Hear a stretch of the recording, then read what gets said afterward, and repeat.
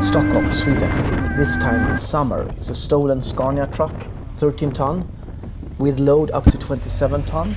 It's chased by several marked and unmarked police vehicles.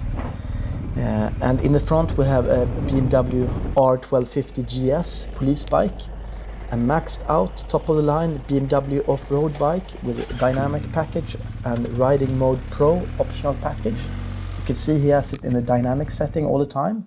Pretty good choice for this situation, I would say.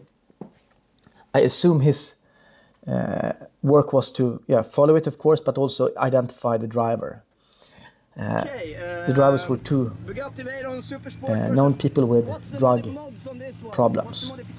What's next for the Swedish police? BMW S1000 RR chasing Bugattis, as we did.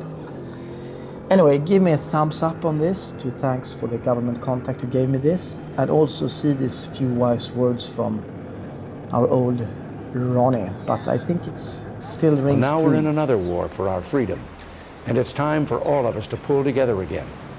So, for example, if your friend or neighbor or a family member has a drug or alcohol problem, don't turn the other way. Go to his help or to hers. Get others involved with you.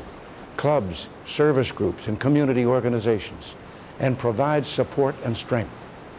And of course, many of you have been cured through treatment and self-help. Well, you're the combat veterans, and you have a critical role to play. You can help others by telling your story and providing a willing hand to those in need. Being friends to others is the best way of being friends to ourselves. It's time, as Nancy said, for America to just say no to drugs.